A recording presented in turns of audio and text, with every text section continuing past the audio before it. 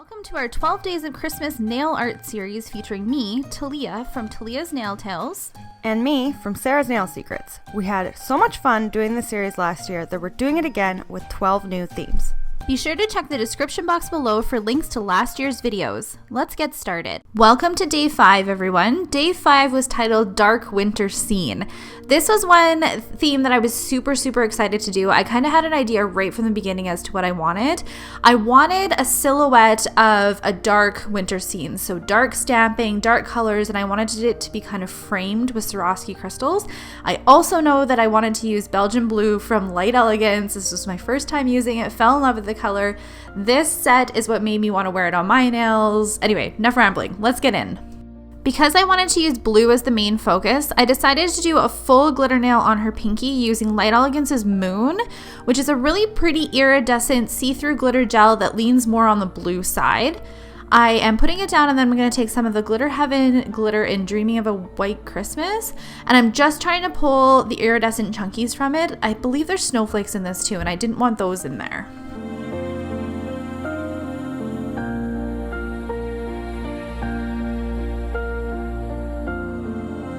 To get the scene nails, I knew that I wanted the center to be framed with glitter, so I'm going to go in with the color gel first.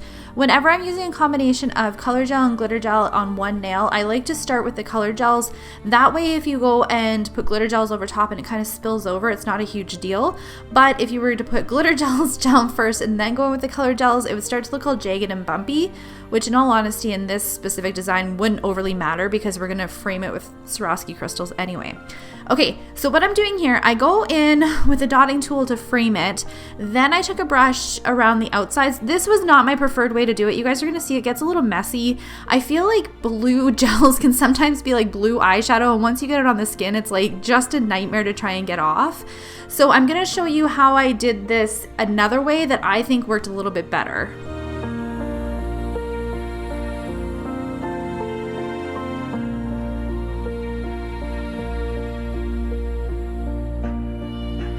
A better way to do this is instead of framing out the middle first, go in with a brush around all of the outsides. Don't worry about the middle being messy because we're going to go in with a very clean brush after and kind of clean it up. Take a really clean brush that basically has only ever been used for clear gel and swipe out a circle design in the middle. The only downside to this is that I found is that it was hard to get the circles to look even on each side. After you've cured it, we're going to take some more of that Light Elegance Moon color and we're going to go right in the center. Then while it's still wet, we're going to drop in some chunky glitters. We're using Ice Crystals Glacier. I told you guys they'd be in basically every single video. And then some more of the iridescent chunkies from the Dreaming of a White Christmas from Glitter Heaven. I wanted 2 of the nails to be the focus, and those are the 2 in the center. Other than that, all I wanted was snowflakes on the nails, but I did want to make sure that I was using some more of this Light Elegance Belgium Blue.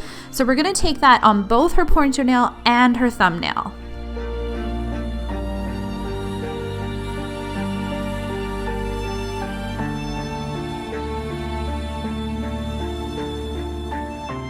All of these colors are going to be encapsulated. I am using Fusion's 2.5. You guys know it's my hands down favorite gel to use. It's a super rigid gel though, so if you need clients that need a little bit more of a flexible gel, reach for Fusion 5, but Fusion 5 is a little bit thicker too. For the stamping images, I knew that I kind of wanted scenery images, but they had to be nice and small that would fit in the center of these scenes that I had created with the gel. So the plates that I'm using, this one here in particular with this little house is actually from eBay. It's super old. I don't even think I can hunt it down for you guys, but I am gonna move to another nail here that is all with bundle monster stamps, which I think is called something different now, Manology. And I know that they have these in stock and I've seen them on their website, so I'll list them in the description box below. I really liked using them though because they were like the full scenery that I was going for. I wanted to ensure that all of the scenery was within the little glitter patch though. So if you've ever stamped in areas that you don't want to be stamped, you can easily remove it with a Q-tip. I like to suggest removing it with acetone because I find if you use nail polish remover, it just tends to bleed into each other, whereas acetone dries a little bit quicker and it definitely will get it hands down off of the nails, especially when you're using black. That can be kind of tricky. Sticking with the dark scenery kind of vibe, I wanted to make sure that when we were stamping the snowflakes on her nails that we were incorporating some black snowflakes. I actually really love stamping black snowflakes, so I'm so glad that I could incorporate it into this design.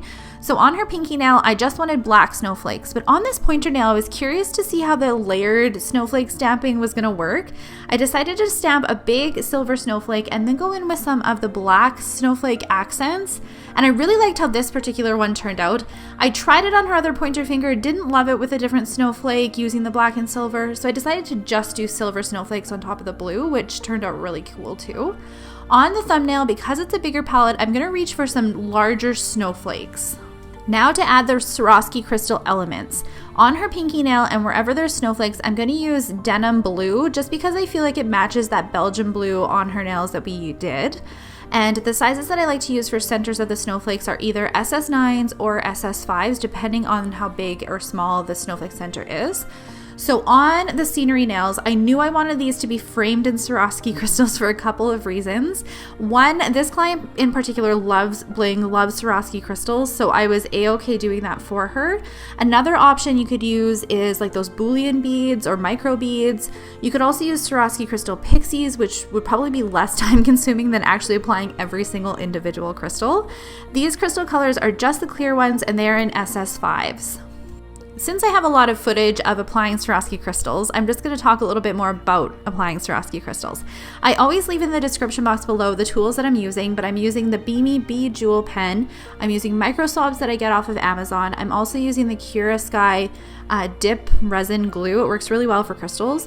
Another option would be the LE nail glue or Elite nail resin. I've found all of those to work really, really well.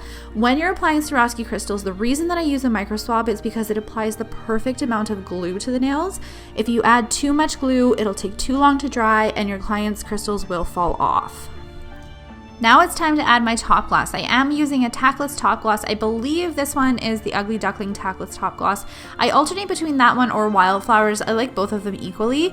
I guess the main difference would be that the Wildflowers one, I like the longer haired brush on it. That's really the only difference that I've noticed. Make sure when you're top glossing around your Swarovski crystals that you're doing your very best to not get top gloss on the crystals. They will dull and they will lose their shine. So try going in with like a smaller brush. Even when I'm watching this back, I'm kind of cringing because I can see that I'm getting some top gloss on top of the Swarovski crystals.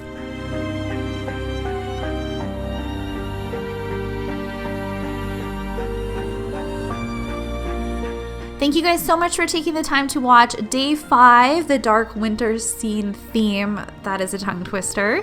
I hope that you guys enjoyed it. I hope it gave you some tips and tricks on how to work with your color gels, your glitter gels, some stamping, and some Swarovski crystals.